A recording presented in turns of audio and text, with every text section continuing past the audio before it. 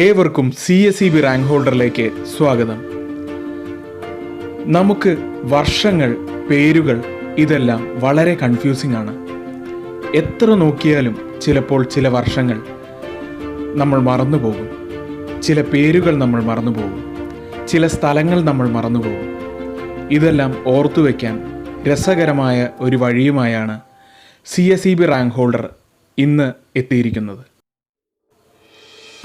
എന്തൊക്കെ മറന്നാലും പണ്ട് മുത്തശ്ശി പറഞ്ഞു തന്ന കഥ നമ്മൾ മറക്കാറില്ല. കാരണം കഥകൾക്ക് അത്രയേറെ സ്വാധീനമുണ്ട്. എങ്കിൽ നമുക്ക് കഥയിലൂടെ പഠിക്കാം. എങ്കിൽ ആദ്യം കഥ പറയാം, അതിനുശേഷം ഇതുമായി ബന്ധപ്പെട്ട പ്രധാന വർഷങ്ങൾ, അതിൽ വരുന്ന സ്ഥലങ്ങൾ, അതിനെക്കുറിച്ചെല്ലാം പറയാം. അപ്പോൾ നമുക്ക് കഥ തുടങ്ങാം അല്ലേ?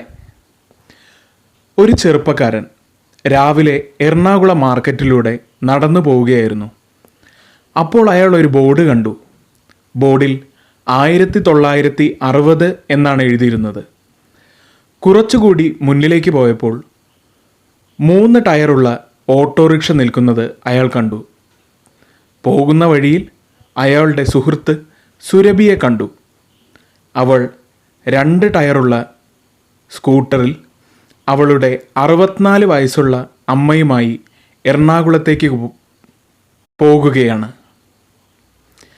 അതിനുശേഷം അയാൾ 79 കെട്ടുള്ള കയർ വാങ്ങാനായി ആലപ്പുഴയിലേക്ക് 3ാമത്തെ തവണയും പോയി. ഇനി നമുക്ക് വീണ്ടും ഇതിൻ്റെ ആദ്യത്തെ ഭാഗത്തിലൂടെ കടന്നു പോവാം. ആദ്യം നമ്മൾ പറയുന്നത്, ഒരു ചെറുപ്പക്കാരൻ രാവിലെ എറണാകുളം മാർക്കറ്റിലൂടെ നടന്നു പോവുകയായിരുന്നു.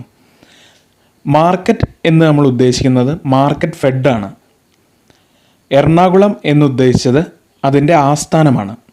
മാർക്കറ്റ് ഫെഡിൻ്റെ ആസ്ഥാനം എറണാകുളം. ഒരു ചെറുപ്പക്കാരൻ രാവിലെ എറണാകുളം മാർക്കറ്റിലൂടെ നടന്നു പോവുകയായിരുന്നു. അപ്പോൾ അയാൾ ഒരു ബോർഡ് കണ്ടു. 1960 എന്നാണ് എഴുതിയിരുന്നത്. ബോർഡിൽ 1960 എന്നാണ് എഴുതിയിരുന്നത്. അപ്പോൾ മാർക്കറ്റ് ഫെഡ് വന്ന വർഷം 1960, അതിൻ്റെ ആസ്ഥാനം എറണാകുളം. പിന്നെ നമ്മൾ ആ കഥ തുടർന്ന് പോകുമ്പോൾ പറയുന്നത്, അയാളൊരു 3 ടയറുള്ള ഓട്ടോറിക്ഷ നിൽക്കുന്നത് കണ്ടു. അപ്പോൾ അയാൾ 3 ടയറുള്ള ഓട്ടോറിക്ഷ നിൽക്കുന്നത് കണ്ടു. അപ്പോൾ അതൊരു 3 ടയർ സ്ട്രക്ചറാണ്. മാർക്കറ്റ് ഫെഡ് എറണാകുളത്തിലാണ്. 1960 സ്ഥാപിതമായത്. അതിന് 3 ടയർ സ്ട്രക്ചറാണ്. പിന്നീട് അങ്ങനെ അയാൾ പോകുന്ന വഴിയിൽ അയാളുടെ സുഹൃത്ത് സുരഭിയെ കണ്ടു. സുരഭി എന്നുദ്ദേശിക്കുന്നത് Kerala state handicraft apex cooperative society, അതിൻ്റെ ചുരുക്കനാമമാണ് സുരഭി എന്നത്. സുരഭിയെ കണ്ടു. സുരഭി 2 ടയറുള്ള സ്കൂട്ടറിലായിരുന്നു. അതായത് സുരഭി 2 ടയർ സ്ട്രക്ചറിൽ പ്രവർത്തിക്കുന്നതാണ്. അവളുടെ 64 വയസ്സുള്ള അമ്മയുമായി എറണാകുളത്തേക്ക് പോവുകയാണ്.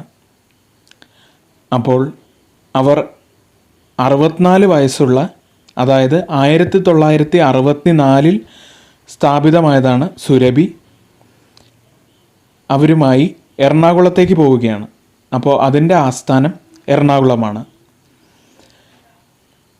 അതിനുശേഷം അയാൾ 79 കെട്ടുള്ള കയർ വാങ്ങാനായി ആലപ്പുഴയിലേക്ക് 3ാമത്തെ തവണയും പോയി. ഇതിൽ നമ്മൾ പറയുന്നത് 79 എന്നത് കൊയർ ഫെഡിൻ്റെ, കയർ എന്നുദ്ദേശിച്ചത് കൊയർ ഫെഡ്, കൊയർ ഫെഡിൻ്റെ ആസ്ഥാനമായ ആലപ്പുഴയിലേക്ക് 3ാമത്തെ തവണയും പോയി എന്ന് പറയുന്നു. 1979 ആസ്ഥാനമായ ആലപ്പുഴയിലേക്ക് 3ാമത്തെ എന്നുദ്ദേശിച്ചത് 3 ടയർ സ്ട്രക്ചർ എന്നുള്ളതാണ്. അങ്ങനെ 3 കാര്യങ്ങൾ ഇപ്പോൾ നമ്മളിവിടെ പഠിച്ചു. മാർക്കറ്റ് ഫെഡ്, അതുപോലെ തന്നെ സുരഭി, അതുപോലെ കൊയർ ഫെഡ്.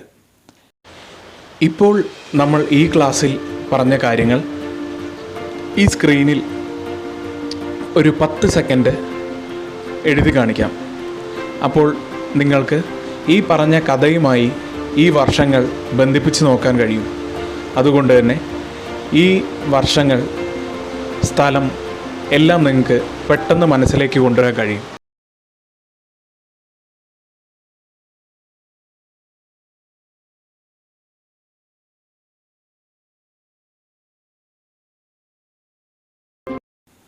ഇതുപോലെ രസകരമായി കഥയിലൂടെ നമുക്ക് ഇനിയും ഒരുപാട് ക്ലാസ്സുകൾ കൊണ്ടുപോകാം. എങ്കിൽ ചാനൽ കണ്ട് ഇഷ്ടമായെങ്കിൽ ഈ ചാനൽ സബ്സ്ക്രൈബ് ചെയ്യുക, തൊട്ടടുത്തുള്ള ബെല്ലൈക്കൺ ക്ലിക്ക് ചെയ്യുക. ഏവർക്കും നന്ദി.